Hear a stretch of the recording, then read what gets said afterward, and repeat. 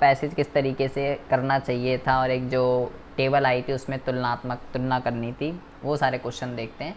आज जितने आज जितने होंगे उस पर बात करते हैं, बाकी जो बड़ी चीज़ें हैं उसके ऊपर हम बाद में बात करेंगे।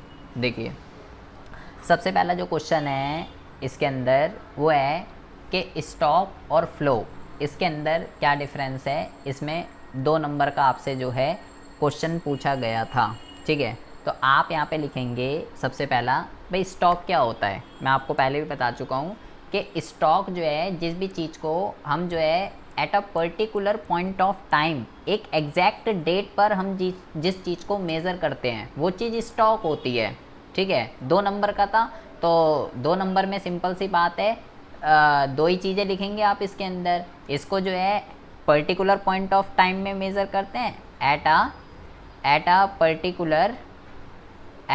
पर्टिकुलर पॉइंट ऑफ टाइम, मतलब कि समय के एक निश्चित बिंदु पर इसको मेज़र करते हैं।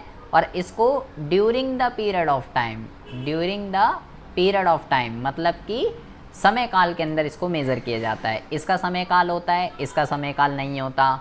और क्या लिख सकते थे कि स्टॉक का जो स्टॉक की जो है जी, हाँ हाँ, बस ये वो है, इसका नेचर लिख देते। स्टॉक का जो होता है वो स्टैटिक होता है, स्थिर होता है, उसमें चेंज नहीं आता, परिवर्तन नहीं आता। और इसका जो है डायनामिक होता है, परिवर्तनशील होता है, फ्लो में परिवर्तन आता रहता है। उदाहरण लिख देते, तो ये तो हलवा क्वेश्चन था इतने सारे डिफरेंसेस के अंदर।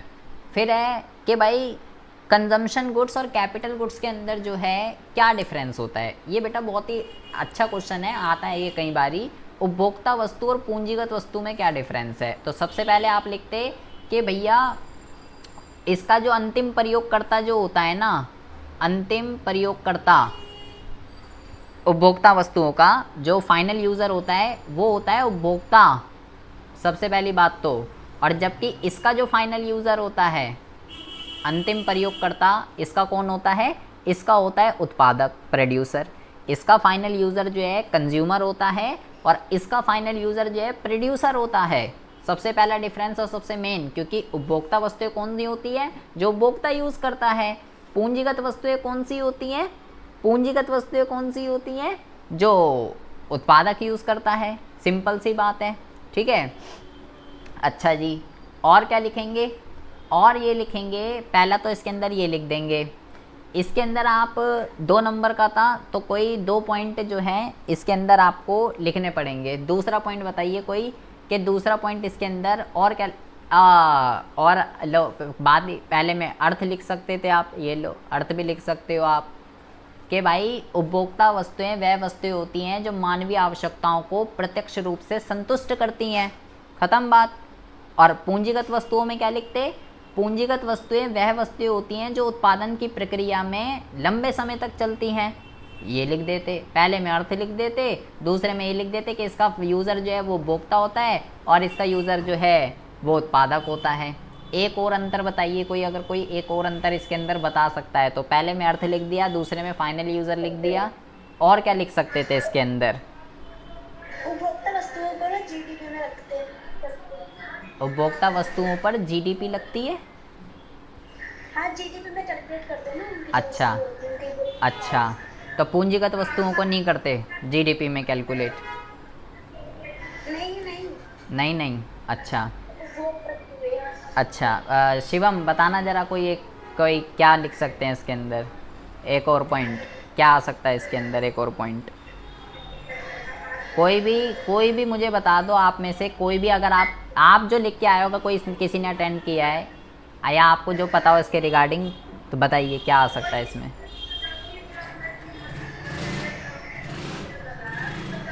सर इनके मूल्य में वृद्धि नहीं की जानी।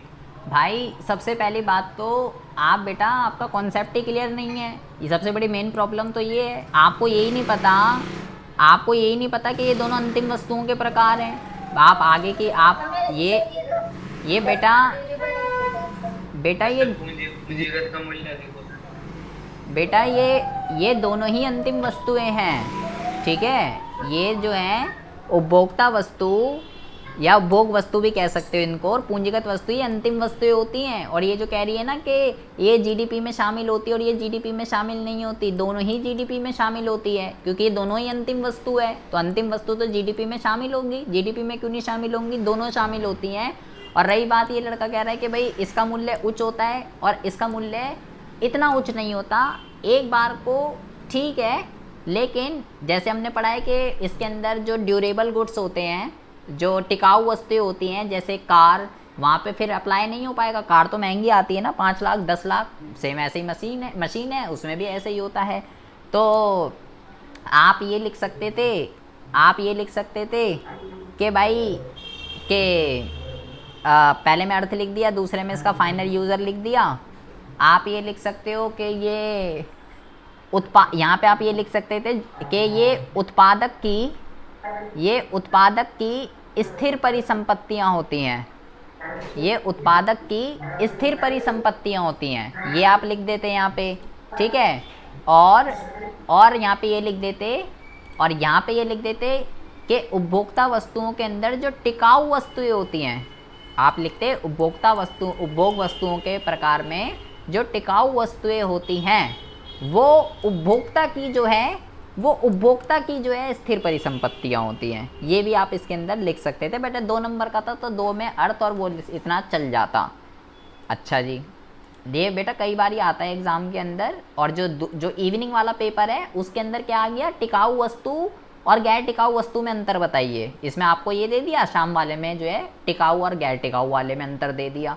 तो वही कर सकता है जिसको आपका कॉन्सेप्ट ही क्लियर नहीं है, आप कह रहे हो अंतिम ये जीडीपी में शामिल होगा, ये शामिल नहीं होगा, आपको यही नहीं पता ये दोनों अंतिम वस्तुएं। पहला क्वेश्चन बेटा फिक्स है, डिफरेंस ही आएगा, फिक्स है ये। और डिफरेंस भी कौन सा आएगा ये भी मैं लिख के दे दूंगा आपको कि ये डिफरेंस है, यही आएगा, आप ये पढ़ लीजिए। दूसरा क्वेश्चन है कि काल्पनिक अर्थव्यवस्था के अंदर एक उपभोग फलन दे रखा है, यदि स्वायत्त निवेश 500 करोड़ है तो राष्ट्रीय आय के संतुलन स्तर की गणना कीजिए। यहाँ पे ये कह रहा है कि एक कंजम्पशन फंक्शन दे रखा है आपको। कंजम्पशन फंक्शन जो आपको दे रखा है C = 200 + 0.7 y, और ऑटोनॉमस इन्वेस्टमेंट दे रखी है, I दे रखा है आपको 500, ठीक है। तो यहाँ पे हमें क्या निकालना है, calculate the equilibrium level of income. y आपको जो है कैलकुलेट करना है इसके अंदर। तो मैंने आपको ये बताया था कि जब भी बेटा आपको इक्विलिब्रियम लेवल पे कुछ भी निकालना हो, इक्विलिब्रियम लेवल पे मैंने आपको ये बता रखा है, जब भी आपको कंजम्पशन फंक्शन गिवन हो तो आप क्या लगाएंगे, आप लगाएंगे y = C + I, ये फॉर्मूला लगा देंगे आप, y = C + I, ये फॉर्मूला लगा देंगे, बात ख़त्म, ठीक है। और जब सेविंग फंक्शन गिवन होता है तो क्या लगाएंगे, तो लगाएंगे S = I। जब सेविंग फंक्शन हो तो ये लगाना है। दो अप्रोचेज होती है ना इक्विलिब्रियम की, एक होता है SI और एक होता है ADAS। ये कौन सी है, ये ADAS है। कैसे, y जो होता है वो AS होता है और C + I जो है ये AD होता है। तो ये AD और AS है और ये S और I है। ये कब लगाते हैं, जब सेविंग फंक्शन होता है, बचत फलन जब होता है। ये कब लगाते हैं, जब ये होता है। तो अब मैं जब यहाँ वैल्यू पुट करूँगा y = C की वैल्यू देखिए क्या दे रखी है, 200 + 0.75 y और प्लस 500। तो इसको सॉल्व कर लेते हैं। देखिए इसका कोफिशिएंट 1 है, इसका गुणांक 1 है और ये 0.75 है, तो y वाले को इस तरफ ले आएंगे तो ये हो जाएगा 0.25 और 200 और ये कितना हो जाएगा, ये हो जाएगा 700। तो y = ये कितना हो जाएगा, ये हो जाएगा 700/0.25, ये हो जाएगा, दशमलव हटाएंगे तो ऊपर 2 0 आ जाएंगे, तो ये हो जाएगा आपका 70,000/25। 5 से काट देते हैं, 5 × 25, 5 × 5, 2 इधर आ जाएंगे, 5 × 20, 1 2 3, फिर 5 से काट दीजिए, 5 × 5, 5 दूनी 10, 4 इधर आ जाएगा, 5 × 8 40, 5 दूनी 10, 5 × 8 40, 0। ये आ जाएगा आपका आंसर, 2800 आ जाएगा आपका इक्विलिब्रियम लेवल पे इनकम। ये करना था इसमें 2 नंबर का। ये इस टाइप का क्वेश्चन, ये बेटा फिक्स क्वेश्चन है, या तो कंजम्पशन फंक्शन देगा एग्जाम में या सेविंग फंक्शन, और इक्विलिब्रियम लेवल पे कुछ भी निकालना होगा। रट लीजिए यार कि जब सी दे रखा है इक्विलिब्रियम लेवल पे कुछ भी निकालना है, कुछ भी, जरूरी नहीं है इनकम ही निकालना है, सी आई वाई कुछ भी निकालना है, आपको कंडीशन लगानी है y is equal to C plus I. जब कंजम्पशन उपभोग फलन जब गिवन है और जब बचत फलन गिवन है तो लगानी है s इज इक्वल टू आई, यहीं से ही आंसर आएगा। ये कब लगाना है? जब बचत फलन, उसने कुछ भी बोला है निकालने के लिए, वो मैटर नहीं करता। आपको अगर बचत फलन दे रखा है तो ये कंडीशन लगाएंगे, उपभोग दे रखा है तो ये लगाएंगे। अगर इक्विलिब्रियम लेवल पे उसने कुछ पूछा है, इक्विलिब्रियम लेवल पे पूछा है तो ये इक्विलिब्रियम लेवल जो है मैटर करता है बहुत ज़्यादा कि क्या पूछा है इक्विलिब्रियम लेवल पे। अब देखिए, अब कहता है कि एक अर्थव्यवस्था के अंदर सीमांत उपभोग प्रवृत्ति जो है वो 0.5 है, एमपीसी जो है वो 0.5 है एमपीसी। इन्वेस्टमेंट जो है डेल्टा आई वो जो है 100 करोड़ से इंक्रीज हो जाती है। डेल्टा लगाना है यहाँ, क्योंकि क्या लिखा हुआ है? Increase, investment increase by 1000, investment नहीं है, इंक्रीज इन इन्वेस्टमेंट है, तो डेल्टा आई लगाएंगे। कह रहा है calculate increase in national income, delta Y निकालिए, राष्ट्रीय आय में कितनी वृद्धि हुई है, ये आपको फाइंड आउट करना है, राष्ट्रीय आय में वृद्धि। ठीक है, अब देखिए ये हलवा क्वेश्चन है, ये कैसे करेंगे इसको? यहाँ पे एमपीसी दे रखा है, निवेश में वृद्धि दे रखी है, और बेटा राष्ट्रीय आय नहीं, राष्ट्रीय आय में वृद्धि निकालनी है। अगर राष्ट्रीय आय बोलता तो केवल वाई, जब भी बेटा वृद्धि वर्ड यूज़ करे या परिवर्तन यूज़ करे तो इसका मतलब है डेल्टा। जब भी चेंज, इंक्रीज ऐसे वर्ड यूज़ करता है मतलब डेल्टा आपको फाइंड आउट करना है। तो मैं क्या करूँगा, मैं सबसे पहले के निकाल लूँगा यहाँ से। अगर एमपीसी 0.5 है तो एमपीएस भी 0.5 होगा, क्योंकि दोनों का सम 1 होता है। तो मैं लगा देता हूँ यहाँ पे 0.5, दशमलव हटाएंगे 0, तो के की वैल्यू 2 आ जाएगी। ये क्यों निकाला है मैंने? ये इसलिए निकाला है मैंने क्योंकि के का जो है हमने फॉर्मूला पढ़ा था डेल्टा आई अपॉन में डेल्टा वाई, देख लेना यही होता शायद। तो ये 2 आ गया, ये 1000 दे रखा है और ये डेल्टा वाई निकालना है, तो delta Y is equal to 1000 upon में 2, 500 जो है 500 जो है आपका आंसर आ जाएगा। हो गई बात ख़त्म। तो ये दूसरा क्वेश्चन फिक्स है, न्यूमेरिकल ही आएगा, या तो भोग फलन होगा, बचत फलन होगा, एमपीसी, एमपीएस, एपीसी, एपीएस, ये यहाँ से आपसे क्वेश्चन पूछा गया है। अच्छा जी, अब देखिए कह रहा है क्या औसत उपभोग प्रवृत्ति का मूल्य 1 से अधिक हो सकता है? यदि हाँ तो कारण दीजिए। ये तो मैं आपको पहले ही बता चुका हूँ बेटा कि 4 वर्ड हैं, 4, कौन कौन से? एमपीसी, एमपीएस, एपीसी, एपीएस, ये 4 वर्ड आपको घोल कर पी जाने हैं, क्योंकि इनके ऊपर क्वेश्चन आने ही आने हैं। अभी किस पे पूछा उसने पूछा एपीसी पे, क्या एपीसी की वैल्यू ग्रेटर देन 1 हो सकती है या नहीं? पहले तो आपको ये पता होना चाहिए एपीसी होता क्या है। एपीसी का फॉर्मूला होता है सी अपॉन में वाई, मतलब कि इनकम का कितना पोर्शन हम कंज्यूम कर रहे हैं। जैसे मान लो मेरी इनकम अगर 10,000 रुपये है, तो क्या ऐसा पॉसिबल है मैं 20,000 रुपये खर्च कर दूं? तभी तो आंसर 2 आएगा। एपीसी की वैल्यू वो पूछ रहा है क्या ग्रेटर देन 1 हो सकती है, 1 से बड़ी हो सकती है। मान लो मैंने माना मेरी इनकम 10,000 है, तो क्या मैं 10,000 की इनकम पे 20,000 खर्च कर सकता हूँ? हाँ कर सकता हूँ। कैसे?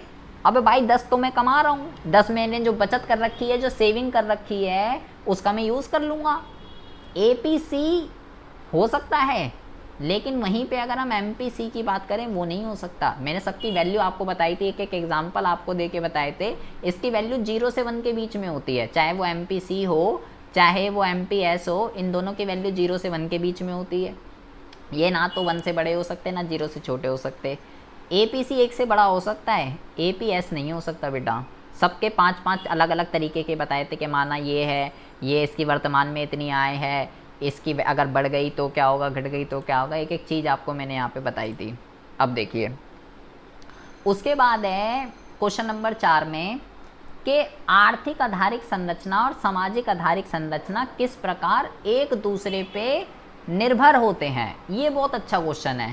पहले तो आपको ये पता होना चाहिए कि इकोनॉमिक इंफ्रास्ट्रक्चर और सोशल इंफ्रास्ट्रक्चर होता क्या है। पहले तो आपको ये पता होना चाहिए इंफ्रास्ट्रक्चर क्या होता है, पहले तो वो पता होना चाहिए। तो इंफ्रास्ट्रक्चर जो है इकोनॉमिकल और सोशल इन दोनों का सम होता है।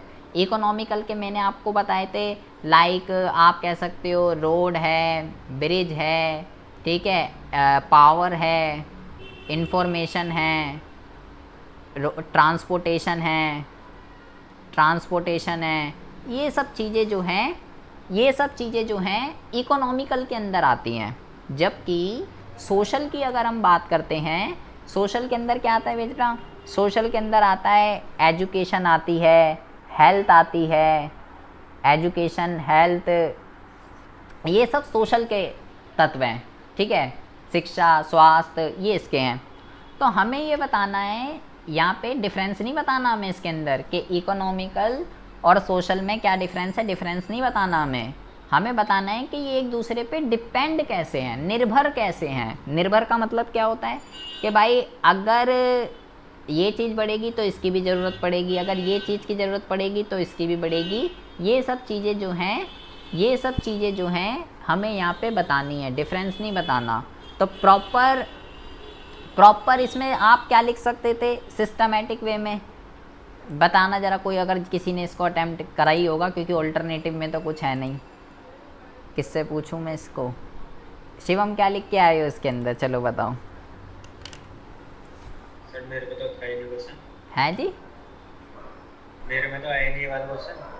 अच्छा, तुम्हारा तो वो होगा ना, तुम्हारा आफ्टरनून का होगा ना, दोपहर वाला, शाम। अच्छा।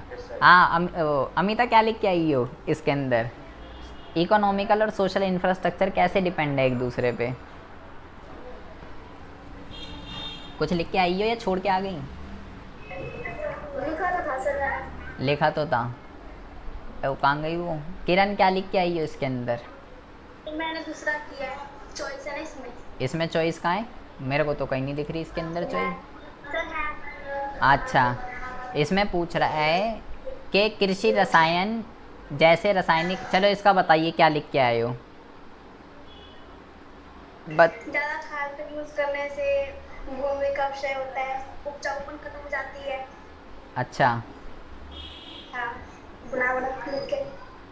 बना के लिखे आई हो। Yes sir. सर वो वाला नहीं आ रहा था, पढ़ के ही नहीं गए थे? नहीं सर, ऊपर वाला आर्थिक आधारित संरचना डिफरेंस पता था, बट कैसे मेरे बारे में नहीं पता था। अच्छा, इसमें तो देखो यही लिखना था। इस वाले का मैं पहले आंसर बता देता हूँ आपको। इसमें तो आपको यही लिखना है, पहले हम इसकी बात करते हैं कि भाई जैसे जैसे कृषि के अंदर जो है रासायनिक खाद, उर्वरक, कीटनाशक दवाइयाँ, इन सब चीज़ों का यूज़ होता है, तो इससे ये सब चीज़ें जो हैं जब मिट्टी के अंदर मिलती हैं तो इससे मिट्टी का उपजाऊपन जो है वो जो है ख़त्म हो जाता है। लैंड डिग्रेडेशन के अंदर मैंने आपको बताया था लैंड डिग्रेडेशन के क्या क्या रीज़न है, तो उसमें से मैंने आपको एक ये बताया था कि किसान आजकल जो है इन सब चीज़ों का जो है बहुत ही ज़्यादा यूज़ कर रहे हैं, जिसकी वजह से जो लैंड की जो प्रोडक्टिविटी होती है वो बहुत ही ज़्यादा जो है डाउन हो जाती है। इस चीज़ को रोकने के लिए ये भी लिख देते आप कि इस चीज़ को रोकने के लिए कि लैंड की जो प्रोडक्टिविटी है वो जो है रिड्यूस ना हो, इसके लिए हमें ऑर्गेनिक फार्मिंग, जैविक कृषि का हमें जो है यूज़ करना चाहिए, जो कि परंपरागत तकनीकों के, जो कि इन सब चीज़ों का त्याग करता है और परंपरागत तरीक़ों से, ट्रेडिशनल अप्रोच से जो है खेती करने का जो है खेती करने के ऊपर जो है फोकस करता है, बल देता है। ये आप इसके अंदर लिख के आ सकते थे। जैविक कृषि को भी जोड़ सकते थे और ये भी लिख सकते थे कि भाई इससे लैंड की प्रोडक्टिविटी वगैरह जो है कम हो जाती है, प्रति इकाई उत्पादन जो है वो बहुत ही ज़्यादा कम होता है। ये इसके अंदर लिखना था। यहाँ पे अगर हम बात करें तो यहाँ पे आप लिख सकते थे, पहले तो आप बेटा यहाँ पे जो है ये बताते कि भाई इकोनॉमिकल क्या होता है, फिर आप इसके अंदर बताते कि सोशल क्या होता है, और उसके बाद ये बताना था आपको कि लाइक कि भाई जैसे जैसे जो है अर्थव्यवस्था के अंदर ये सब रोड, ब्रिज, ट्रांसपोर्टेशन, ये सब चीज़ें जब चीज़ें ज़्यादा होती हैं तो इससे अर्थव्यवस्था के अंदर ये भी लिख सकते हो सुविधाएं भी, बाध्यताएं भी क्रिएट होती हैं, ऋणात्मक भी, धनात्मक भी। तो जिससे जो है हमें हेल्थ की भी फैसिलिटी रिक्वायरमेंट पड़ती है, और ये सब चीज़ें जो है, ये सब चीज़ें रोड ब्रिज ट्रांसपोर्टेशन, ये सब चीज़ें कैसे आई हैं? बिना एजुकेशन के तो ये चीज़ें पॉसिबल नहीं है ना। विदाउट एजुकेशन किसी भी इकोनॉमी का इंफ्रास्ट्रक्चर जो है वो डेवलप नहीं हो सकता बेटा, क्योंकि इंफ्रास्ट्रक्चर के अंदर हमें नई नई तकनीक, नॉलेज, इनोवेशन, ये सब चीज़ें चाहिए होती हैं। तो ये सब चीज़ें बिना एजुकेशन के नहीं आएंगी। जब तक आप अपना सोशल इंफ्रास्ट्रक्चर जो है, जब तक आप अपना सोशल इंफ्रास्ट्रक्चर जो है अगर डेवलप नहीं करोगे, ना आपके पास अच्छी एजुकेशन होगी, ना अच्छी हेल्थ होगी, तो आप अपना इकोनॉमिकल जो है वो डेवलप नहीं कर सकते, क्योंकि इकोनॉमिकल के अंदर जो जो चीज़ें आती हैं वो विदाउट एजुकेशन जो है वो नहीं हो सकती। एजुकेशन को करना ही पड़ेगा। ये सारी चीज़ें इसके अंदर लिखनी थी। इसके अलावा अगर हम क्वेश्चन नंबर 5 की बात करें, कह रहा है आधारिक संरचना उत्पादन को बढ़ावा देती है, इससे आप सहमत हैं, समझाइए। ये जो क्वेश्चन है बेटा पूरा बुक का क्वेश्चन है। इसके अंदर आपको क्या लिखना था? इसके अंदर आपको मैंने आपको इसकी जो इम्पोर्टेंस बताई थी ना, इसकी इम्पोर्टेंस के अंदर पहला ही पॉइंट बताया था मैंने कि ये प्रोडक्टिविटी को बढ़ाती है। इसके अंदर आपको ये बताना था कि इंफ्रास्ट्रक्चर प्राथमिक क्षेत्र के अंदर कैसे काम करता है, प्राथमिक क्षेत्र के अंदर कैसे काम करता है, द्वितीयक क्षेत्र के अंदर कैसे काम करता है, और तृतीयक क्षेत्र के अंदर कैसे काम करता है। प्राइमरी सेक्टर, सेकेंडरी सेक्टर और सर्विस सेक्टर, इन तीनों सेक्टरों के अंदर कैसे इंफ्रास्ट्रक्चर जो है प्रोडक्टिविटी को बढ़ाता है, ये आपको जो है यहाँ पे बताना था। जैसे कि प्राइमरी के अंदर आप लिखते कि जी एग्रीकल्चर सेक्टर के अंदर आज जितने भी मशीनें वगैरह हैं ये सब इंफ्रास्ट्रक्चर के देन है। अगर इंफ्रास्ट्रक्चर ही नहीं होता तो आज एग्रीकल्चर सेक्टर के अंदर प्रोडक्टिविटी बढ़ ही नहीं पाती। ट्रैक्टर है, थ्रेसिंग मशीन्स हैं, ये सब चीज़ें क्या है? इंफ्रास्ट्रक्चर है। द्वितीय क्षेत्र की बात करें, उद्योगों के अंदर, सेकेंडरी सेक्टर के अंदर आज इतनी मशीनों वगैरह का यूज़ हो रहा है, कहाँ से आ रही हैं? इंफ्रास्ट्रक्चर से आ रही हैं। तृतीय क्षेत्र की बात करें, तृतीय क्षेत्र के अंदर आते हैं ऐसी इंडस्ट्रीज़ जो सर्विस प्रोवाइड करती है, लाइक ट्रांसपोर्टेशन इंडस्ट्रीज़ हो गई। तो ट्रांसपोर्टेशन बेटा किसका कंपोनेंट है? इंफ्रास्ट्रक्चर का है। आज हम 1 मिनट में, 1 घंटे में एक जगह से दूसरे देश, दूसरे से तीसरे देश यहाँ पहुँच जाते हैं। तो इससे ट्रांसपोर्टेशन इंडस्ट्रीज जो है वो कई ज़्यादा डेवलप हुई है। तो ये सब चीज़ें, ये इंफ्रास्ट्रक्चर की इम्पोर्टेंस का पहला वाला जो पॉइंट है कि ये प्रोडक्टिविटी को बढ़ाता है। केवल पहला वाला पॉइंट इसने आपसे पूछा है, ये यहाँ पे आपको लिखना था, केवल पहला पॉइंट। इसकी इम्पोर्टेंस बेटा बहुत ही ज़्यादा इम्पोर्टेंट है, 6 नंबर में भी आ सकती है ये। फिर है अनैच्छिक बेरोजगारी क्या होती है और पूर्ण रोजगार का अर्थ बताइए। ये तो सिंपल क्वेश्चन है। अनैच्छिक बेरोजगारी क्या होती है? वो सभी लोग जो अर्थव्यवस्था के अंदर प्रचलित मजदूरी दर पे काम करने के लिए तैयार होते हैं परंतु उनको काम नहीं मिल पाता, उसको हम क्या कहते हैं? उसको हम कहते हैं अनैच्छिक बेरोजगारी। और पूर्ण रोजगार क्या होता है? पूर्ण रोजगार जो है एक ऐसी स्थिति को कहते हैं जब अर्थव्यवस्था के अंदर उन सभी लोगों को काम मिल जाता है जो प्रचलित मजदूरी दर पे काम करने के लिए तैयार होते हैं। अर्थव्यवस्था में कोई भी एक्सेस कैपेसिटी नहीं होती, कोई भी अनएम्प्लॉयमेंट नहीं होता, सबको काम मिल जाता है। करंट वेज रेट पे सबको काम मिल जाता है, अनएम्प्लॉयमेंट नहीं होती, एक्सेस कैपेसिटी नहीं होती। पूर्ण रोजगार का मतलब क्या है? फुल एम्प्लॉयमेंट का मतलब क्या है? अनएम्प्लॉयमेंट नहीं होगी। और इनवॉलेंट्री का मतलब क्या होता है? इनवॉलेंट्री का मतलब होता है कि बंदा तो काम करना चाहता है, करंट वेज रेट पे, एग्जिस्टिंग वेज रेट पे काम करने के लिए रेडी है, सब कुछ है, स्किल है, सब कुछ है, लेकिन काम नहीं है, उसको कहते हैं इनवॉलेंट्री अनएम्प्लॉयमेंट। उसके बाद ये तो हलवाई क्वेश्चन है, समग्र मांग को बताइए, एग्रीगेट डिमांड क्या होती है और उसके कंपोनेंट बताइए। तो 1 ईयर के अंदर अंदर एक कंट्री के अंदर फाइनल गुड्स एंड सर्विसेज पे लोग कितने एक्सपेंडिचर करने के लिए रेडी हैं, कितना प्लान कर रहे हैं, वो एग्रीगेट डिमांड होती है। और इसके कंपोनेंट की अगर हम बात करें तो C + I + G + X - M, ये सब आपको जो है यहाँ पे एक्सप्लेन करने थे थोड़ा थोड़ा कि C क्या होता है, I क्या होता है, G क्या होता है, X क्या होता है, M क्या होता है, ये सब आपको जो है यहाँ पे बताने थे। उसके बाद कहता है कि निम्नलिखित सारणी का अध्ययन करें, भारत और चीन की अर्थव्यवस्था की सकल घरेलू उत्पाद के प्रतिशत के रूप में कुल स्वास्थ्य में सरकारी हिस्सेदारी के आधार पर तुलना करें। सबसे पहली बात तो 4 देशों के बारे में दे रखा है, लेकिन हमें किसका कंपैरिजन करना है? केवल भारत का और चीन का। केवल इन दोनों का बात हमें करनी है, ठीक है। ये जो डेटा है, सबसे पहली बात तो इसका कोई भी यूज़ हमको नहीं करना है, ठीक है। अब इन दोनों देशों में भी क्या कंपैरिजन करना है, परसेंटेज ऑफ जीडीपी और हर कंट्री की गवर्नमेंट हेल्थ सेक्टर के अंदर कितना कितना एक्सपेंडिचर करती है, उसमें कंपैरिजन करना है। तो पहले हम डेटा देखते हैं, हमें डेटा क्या दे रखा है। हमें आईएमआर दे रखी है सभी देशों की। आईएमआर मतलब वो बच्चे जो क्या कहते हैं 1 साल होने से पहले ही मर जाते हैं। तो 2018 के अकॉर्डिंग भारत में इतने थे, चीन में इतने थे, इसमें इतने थे, इसमें इतने थे। 5 वर्ष के नीचे की मृत्यु दर मतलब वो बच्चे जो 5 साल होने से पहले मर जाते हैं, तो इसमें इतने थे, इसमें इतने थे और इसमें इतने थे। और यहाँ पे लिखा हुआ है प्रशिक्षित परिचारिका द्वारा जन्म कुल का प्रतिशत, इसमें इतने, इसमें इतने, इसमें इतने। और क्या क्या दे रखा है नीचे देख लेते हैं। और नीचे दे रखा है आपको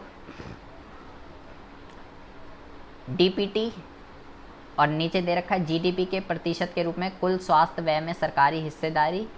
तो देखिए इंग्लिश में देखते हैं बेटा, थोड़ा इंग्लिश में देखो हमें किस किस में कंपैरिजन करना है। पहला तो बेटा हमको इस वाले बॉक्स का कंपैरिजन करना है, ये बोला उसने, इस पे कंपैरिजन करना है। भारत अपनी जीडीपी का इतना % खर्च करता है और चीन अपनी जीडीपी का इतना % खर्च करता है हेल्थ सेक्टर पे। मतलब कि अगर 100 जीडीपी है तो 3.7 रुपये इंडिया करता है, 5.7 रुपये चाइना करता है। चाइना का परसेंटेज जो है वो ज़्यादा है एज़ कंपैरिजन टू इंडिया। तो आपको इसके अंदर क्या एक्सप्लेनेशन लिखनी थी, आपको इसके अंदर एक्सप्लेनेशन ये लिखनी थी कि अकॉर्डिंग टू टेबल, तालिका के अनुसार इंडिया जो है इस डेटा को यूज़ करना होता है, इसको लिखना है। इंडिया अपनी जीडीपी का 3.7% जो है हेल्थ सेक्टर पे जो है स्पेंड करता है। वहीं अगर हम इसकी तुलना चाइना से करें तो चाइना का ये जो प्रतिशत है वो ज़्यादा है, वो अपनी जीडीपी का 5.7 जो है स्पेंड करता है। इससे क्या पता चलता है, इससे ये पता चलता है कि भाई चाइना का जो हेल्थ स्ट्रक्चर है वो ज़्यादा बेटर है एज़ कंपैरिजन टू इंडिया। और इंडिया को जो है, इंडिया के अंदर जिस तरीके की सिचुएशन है उसको भी अपनी जीडीपी का ज़्यादा पोर्शन जो है हेल्थ सेक्टर पे खर्च करना पड़ेगा। ये सारी चीज़ें इसके अंदर आपको जो है लिखनी थी, ठीक है। एक तो ये आपको लिखना था इसके कंपैरिजन में, और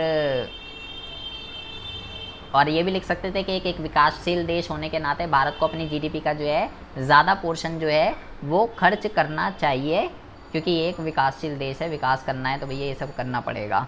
और दूसरा किस पे करना था, जीडीपी के प्रतिशत के रूप में। तो जीडीपी के प्रतिशत के रूप में जीडीपी के प्रतिशत के रूप में कहाँ लिखा हुआ भैया जीडीपी वगैरह, out of pocket expenditure as a percentage of current health. एक मिनट रुकिए ज़रा, हमें ऊपर पे लिखा हुआ है टेबल के अंदर कि भैया हमें जो है दोनों ही कंट्री की गवर्नमेंट जो है अपनी जीडीपी का कितना % हेल्थ सेक्टर के ऊपर स्पेंड करती है, इसके ऊपर हमें कंपैरिजन करना है। तो ये वाला कॉलम कहाँ पे है, ये वाला कॉलम जो है यहाँ पे है, ये रहा, ठीक है। तो हमें क्या लिखना है, इसका तो यूज़ कर ही लेंगे कि भाई इंडिया जो है वो अपनी जीडीपी का 3.7 करता है और चाइना जो है वो अपनी जीडीपी का 5.7 करता है। इंडिया का परसेंटेज कम है, चाइना का जो है परसेंटेज ज़्यादा है। तो ये तो लिख ही दोगे आप, और as a development country India को ज़्यादा करना चाहिए, और इतना तो लिख ही दोगे आप। लेकिन उसके साथ साथ बेटा आपको ऊपर वाले डेटा का भी यूज़ करना पड़ेगा, क्योंकि वो दे रखा है तो उसको यूज़ कर लीजिए तो ज़्यादा अच्छा रहेगा। ऊपर वाले डेटा के अंदर क्या दे रखा है, सबसे पहले लिखेंगे आईएमआर देखो आप, इंडिया की कितनी है, इंडिया की जो है वो है 30, जबकि चाइना की जो है वो 7.4 है। तो आप क्या लिखेंगे, क्योंकि इंडिया अपनी जीडीपी का बहुत ही कम भाग जो है वो स्वास्थ्य पे जो है हेल्थ पे स्पेंड करता है, जिसकी वजह से उसका आईएमआर जो है वो चाइना के कंपैरिजन में वो बहुत ही ज़्यादा है। पर 1000 पे जो है 30 बच्चों की जो है वो डेथ हो जाती है 1 साल होने से पहले ही, जो कि अच्छा संकेत जो है नहीं है। वहीं अगर हम बात करें ऐसे बच्चों की जो 5 साल होने से पहले ही मर जाते हैं, तो ये भी बेटा इंडिया के अंदर ज़्यादा है, चाइना के अंदर कम है। इसके अलावा इन सब चीज़ों का आपको जो है यूज़ करना पड़ेगा। इसका ये सब किस चीज़, आप सारी चीज़ें देख लीजिए। आप सारी इन दोनों को तो छोड़ दो, ये तो दोनों के इक्वल ही हैं, ठीक है। तो इसका जो है इतना इम्पैक्ट नहीं पड़ेगा। आप इनका कंपैरिजन कीजिए कि भैया क्योंकि इंडिया जो है अपनी जीडीपी का कम पोर्शन खर्च करता है, इसलिए इसकी आईएमआर भी ज़्यादा है चाइना के मुकाबले में, और इसकी जो है अंडर 5 के जो बच्चे हैं वो भी जो है ज़्यादा मरते हैं एज़ कंपैरिजन टू चाइना। ये सब चीज़ें जो है आपको लिखनी पड़ेगी, और बहुत ही ज़्यादा ध्यान से देखेंगे। यहाँ पे एक और कॉलम दे रखा है, out of pocket expenditure as a percentage of current health expenditure. मतलब कि अब बेटा क्योंकि बीमारियाँ ज़्यादा हैं तो लोग अपनी इनकम का कितना पोर्शन जो है खर्च करते हैं। इंडिया के अंदर देखो कितना खर्च करते हैं और चाइना के अंदर कम करते हैं। क्यों?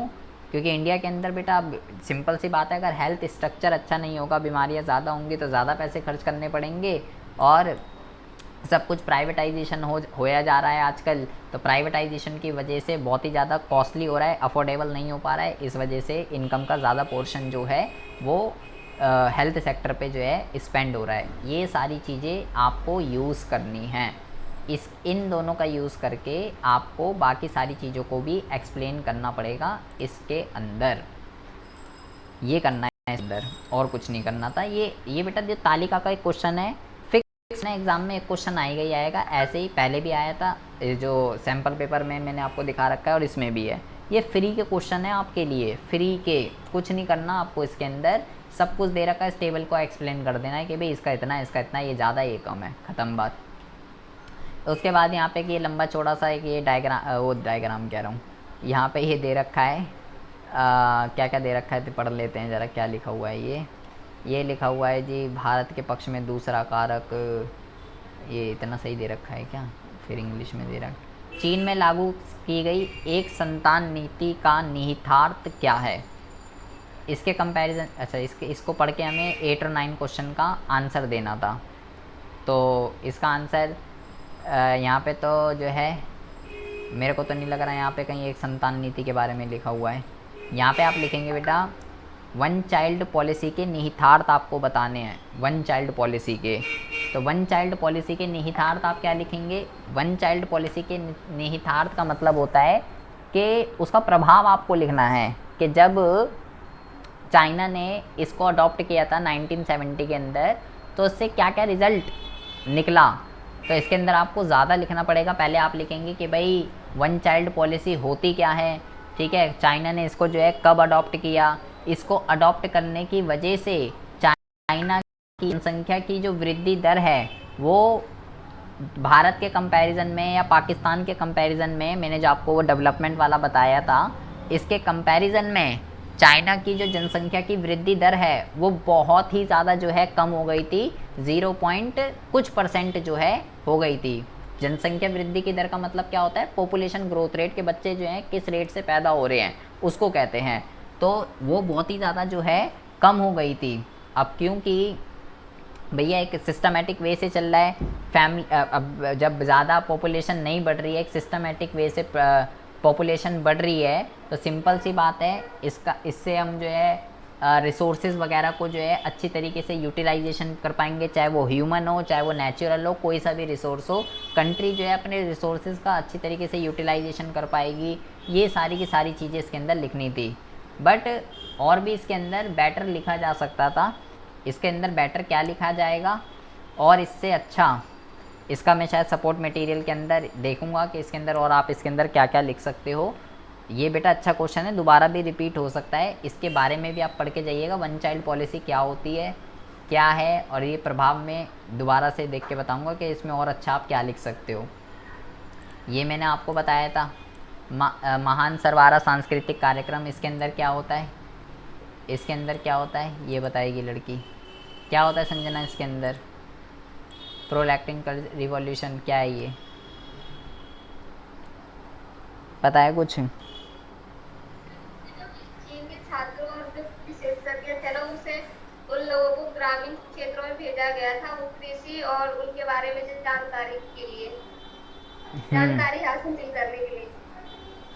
और इसे 1985 में लागू किया गया था।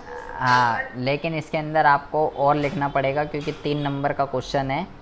3 नंबर में मैंने बोला था ये जो मैंने सर एक तो डेट हो गया और एक इसकी जो था ये एक पॉइंट तो ये हो गई और दूसरा मैंने जो बताया ये हो गया और दूसरे बार लिखा है ये। एक सपोर्ट मटेरियल में इसमें बहुत सारा लिखा हुआ है, सपोर्ट मटेरियल में इसमें बहुत सारा लिखा हुआ है, वहाँ से भी ज्यादा नहीं लिखा है इसके बारे में, 2 ही पॉइंट तो लिखा है सपोर्ट मटेरियल। नहीं, इसके सपोर्ट मटेरियल के अंदर जो है लिखा हुआ है इसके बारे में। सर कम ही लिखा हुआ है। कम चल, लिखा है सर, मैं पढ़ के गई थी, उसी से पढ़ के तो गई थी मैं।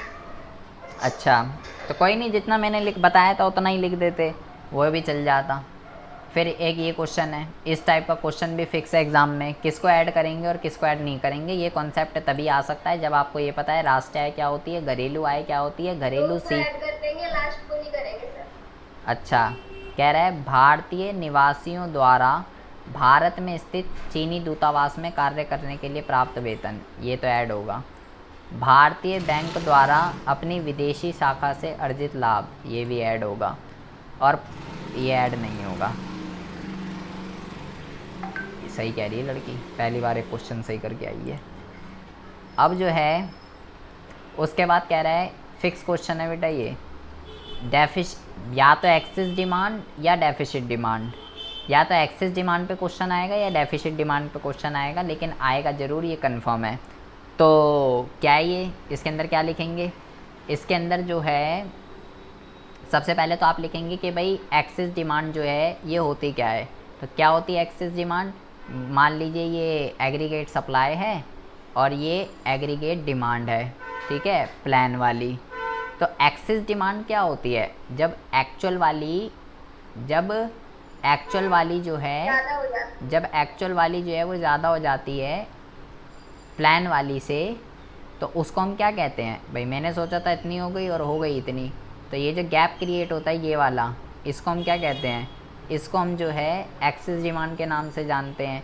और इसमें स्फीतिक अंतराल जाल क्रिएट होता है और कहता है कि ये डायग्राम बनाना था, इसको एक्सप्लेन करना था, और कहता है कि explain the role of bank rate in correcting it. Bank rate जो है इसको ठीक करने में क्या वो करता है, बैंक रेट का मतलब रेपो रेट, मतलब इसका मतलब है क्या करेगा बैंक अगर एक्सेस डिमांड है तो अगर एक्सेस डिमांड होती है तो बैंक रेट क्या करता है, इसको बढ़ा देता है। इसको बढ़ाने से क्या होगा, बैंक रेट को बढ़ाने से कमर्शियल बैंकों को जो लोन है वो जो है बेटा महंगे मिलेंगे। जब उनको लोन महंगे मिलेंगे तो वो लोन आगे भी लोन जो है लोगों को महंगा देंगे, और जब लोगों को लोन महंगा मिलेगा तो वो लोन नहीं लेंगे, लोगों के पास से जो है हमें पैसे कम करने हैं। एक्सेस डिमांड में हमें लोगों के पास से पैसे कम करने हैं कैसे भी करके। तो जब ये बढ़ेगी तो इंटरेस्ट रेट भी बढ़ेगा, लोगों को भी लोन महंगा मिलेगा। जब लोगों को लोन महंगा मिलेगा तो लोग लोन जो है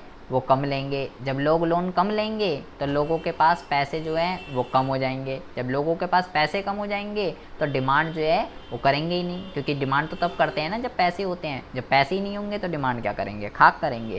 तो ये करना था इसके अंदर, ये लिखना था आपको।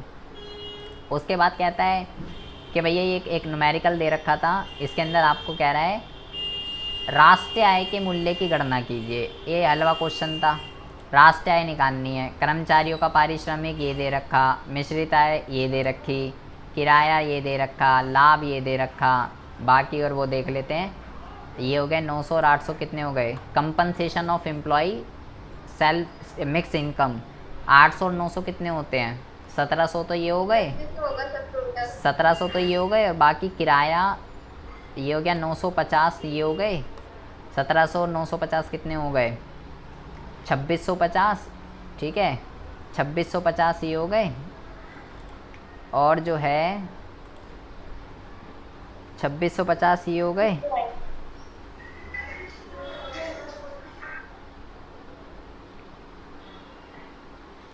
एक मिनट रुको जरा, 2650 ये हो गए। तो ये जो है आपका 1700 तो ये हो गया और 2650 ये हो गया था। बाकी नीचे देख लेते और आपको क्या दे रखा है, ब्याज ये दे रखा, तो 2700 और 3100 आ रहा है टोटल। 3100 कह रही हो ना, क्या नाम है, संजना? Yes sir. हाँ, तो NDP@FC तो ये आ गया आपका, NDP एट FC जो है ये तो 3100 आ गया, और नेशनल इनकम निकालनी थी, NNP एट FC निकालना था, और NDP एट FC हमारे पास है तो नेट है, NP at DP plus NFIA and FC ठीक है। तो ये 3100 प्लस NFIA यहाँ माइनस का दे रखा है, NFIA ये लेकिन माइनस का, तो माइनस का 50 कर देंगे तो ये हो जाएगा 3050, 3050 जो है 3050 जो है ये आ जाएगा आपका आंसर। ये हो गया क्वेश्चन इसके अंदर। उसके बाद है दोहरी गणना की समस्या क्या होती है, इसके दो उपाय लिखिए। प्रॉब्लम ऑफ डबल काउंटिंग, तो ये सिंपल क्वेश्चन है कि जब किसी भी ट्रांजैक्शन को दो बारी काउंट कर लेते हैं तो वो जो है प्रॉब्लम ऑफ डबल काउंटिंग हो जाती है, इससे हमारी GDP ज़्यादा दिखती है। कैसे बच सकते हैं, एक होता है वैल्यू एडिशन मेथड, एक होता है फाइनल एक्सपेंडिचर मेथड। अंतिम व्यय विधि या मूल्य वृद्धि विधि से हम बच सकते हैं। व्यय विधि की सावधानियां बताइए, तो ये तो मैं आपको पहले भी बता चुका हूँ कि व्यय विधि की सावधानियां क्या लिखेंगे आप। व्यय विधि की सावधानियों में आप ये लिख सकते थे कि जी केवल अंतिम व्यय को लिया जाता है, फाइनल एक्सपेंडिचर केवल काउंट होता है, इंटरमीडिएट एक्सपेंडिचर जो है वो काउंट नहीं किया जाता है। पुराने गुड्स एंड सर्विसेज पे जितने भी पैसे खर्च होते हैं उसको काउंट नहीं करते हैं, ये लिख सकते थे। एंड शेयर्स को ख़रीदने में, शेयर्स को बेचने में जो पैसे खर्च होते हैं उसको हम काउंट नहीं करते, ये सब चीज़ें लिख सकते थे। प्रचालन अधिशेष के घटक बताइए, ऑपरेटिंग सरप्लस, इसमें आपको बताना था, हलवा क्वेश्चन है ये। किराया क्या होता है, ब्याज क्या होता है, किराया, ब्याज, लाभ, रॉयल्टी, ये सब बताना था इसके अंदर। Rent, interest, profit, royalty, rent, interest, profit, royalty क्या होती है ये। और बार बार कह रहा हूँ प्रचालन अधिशेष के घटक, जैसे अभी इसने यहाँ पे लिखा हुआ है तो यहाँ पे बेटा वो ये भी लिख सकता है संपत्ति तथा उद्यमशीलता से प्राप्त आय के घटक बताइए, इसी का ही नाम है वो, प्रचालन अधिशेष का ही नाम है संपत्ति तथा उद्यमशीलता से प्राप्त आय, income from property and entrepreneurship, ये इसी का ही नाम है, ध्यान रखिएगा। क्योंकि एग्ज़ाम में ये तो पहली बार आया है, ऐसा लिखा हुआ आता नहीं है ये, इसमें लिखा हुआ आता है संपत्ति तथा उद्यमशीलता से प्राप्त है, ताकि बच्चा कंफ्यूज हो जाए कि ये किसका घटक आ गया। कर्मचारियों के पारिश्रमिक के घटक पूछ सकता है, कंपनसेशन ऑफ एम्प्लॉय के, NFIA के घटक पूछ सकता है वो आपसे, तीन बता रहा हूँ जिसके घटक पूछेगा ही पूछेगा, ऑपरेटिंग, कंपनसेशन और NFIA। और ये लास्ट क्वेश्चन है, ये बेटा आपका जो है जो CBSE ने जो वो लॉन्च किया था ना, क्या कहते हैं, पेपर, उसी का ही ये क्वेश्चन है। जैसे कि ये वाला देख लीजिए, कोविड महामारी के दौरान अनौपचारिक क्षेत्र में लाखों श्रमिकों ने अपनी नौकरी को खो दिया है। उपरोक्त कथन के आलोक में क्या अनौपचारिक क्षेत्र की बजाय औपचारिक क्षेत्र में रोजगार सृजित करना आवश्यक है, यदि हाँ तो क्यों।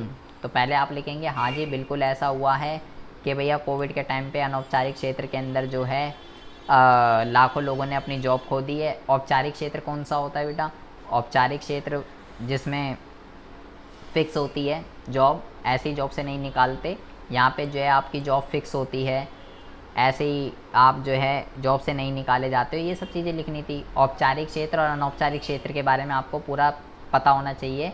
यहाँ पे दैनिक मजदूरी पे रखा जाता है, यहाँ पे मालिकों की स्थायी सूची में इनका नाम होता है, ऐसे ही जॉब से नहीं निकाला जा सकता, ये सब चीज़ें जो है इसके अंदर आपको लिखनी थी।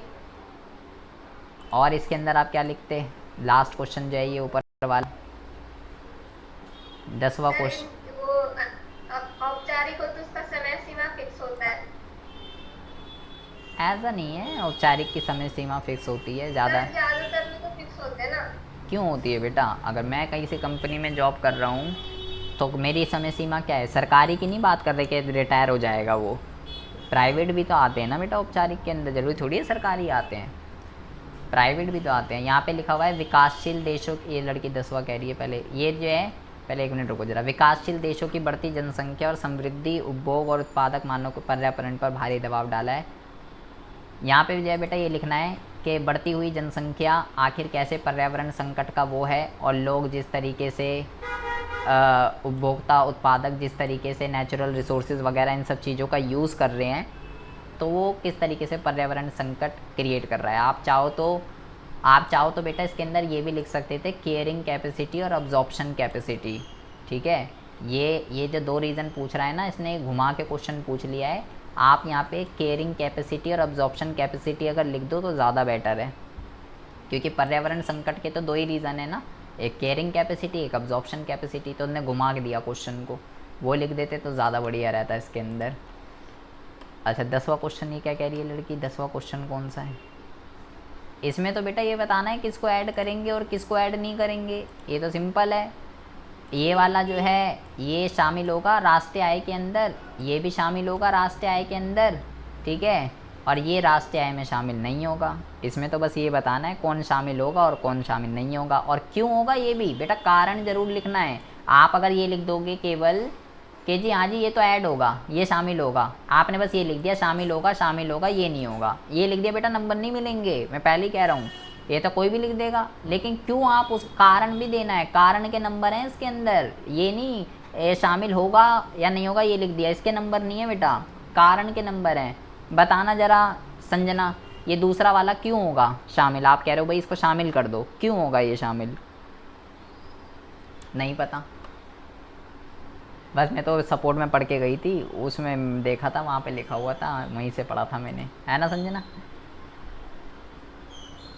सर पता नहीं था बट लिखा है मैंने, मेरे फ्रेंड ने बता दिया था। अरे यार ये तुम फ्रेंड हो के झमेले में क्यों रह रही हो? फ्रेंड ने एक गलत करा दिया, एक सही करा दिया है। सर ये सही था, मैंने देखा था। सही तो है बेटा, मैं तो कह रहा हूँ आपका सही है, मैं मना थोड़ी ना कर रहा हूँ। ये भी ऐड होगा, ये भी ऐड होगा, ये गल नहीं होगा, लेकिन याद करना भूल गई थी मैं, याद करना भूल गई थी। बेटा आपको यहाँ पे लिखना है ये शामिल इसलिए होगा क्योंकि ये विदेशों से प्राप्त कारक आय है। विदेशों से आपको पैसे मिल रहे हैं ना, तो राष्ट्रीय आय में NFI जुड़ता है, ये विदेशों से कारक आय है इसलिए जुड़ेगा ये यहाँ पे। पुरानी वस्तुओं का ये अंतिम व्यय नहीं है, ठीक है, इससे ये शामिल नहीं होगा, अंतिम व्यय का ये भाग नहीं है। और ये क्यों होगा? क्योंकि वो जो दूतावास है वो भारत की घरेलू सीमा के अंदर है, इसलिए ये जो है ऐड होगा। वो जो बंदा है वो हमारे देश का सामान्य निवासी है, क्योंकि जो चीन का दूतावास है वो भारत के अंदर है, तो उसके अंदर काम करने वाला कोई भी भारतीय वो भारत का सामान्य निवासी माना जाता है, इसलिए इसके अंदर जो है इसको ऐड करेंगे।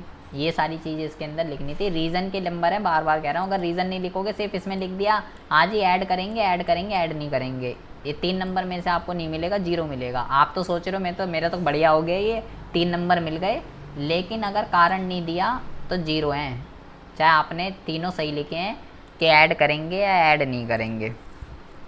कारण के नंबर ऐसे तो वो तो समझ ही जाएगा कि ना आगे वाले का आगे वाले का या पीछे वाले का देख के लिखा है, तभी वो कारण पूछता है कि कारण भी बता भाई।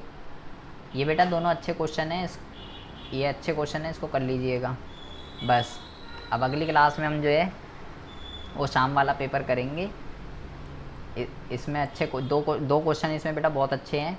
एक वन चाइल्ड पॉलिसी की इम्प्लीकेशंस बताइए, और एक वन चाइल्ड पॉलिसी की इम्प्लीकेशन, एक तो ये क्वेश्चन अच्छा है इसके अंदर, इसके बारे में तो ये तो मैं पता ही है, इसकी क्या इम्प्लीकेशन बताएंगे। और जो है वही लिख लो, वही अच्छा, ये वाला दूसरा ये 13वें का ये अच्छा क्वेश्चन है। और जो बेरोज़गारी वाला चैप्टर है ना बेटा, उस पर ऐसा ही क्वेश्चन आएगा, ये क्वेश्चन फिक्स है ऐसा ही कि भैया औपचारिक क्षेत्र में रोज़गार ऐसा हो रहा है, अनौपचारिक में ऐसा हो रहा है, कोविड की वजह से ये हो गया वो हो गया। बेरोज़गारी से ऐसे ही क्वेश्चन आएगा, कार्यबल का औपचारिकताकरण, अनौपचारिकताकरण, ये सब चीज़ें। बस इतनी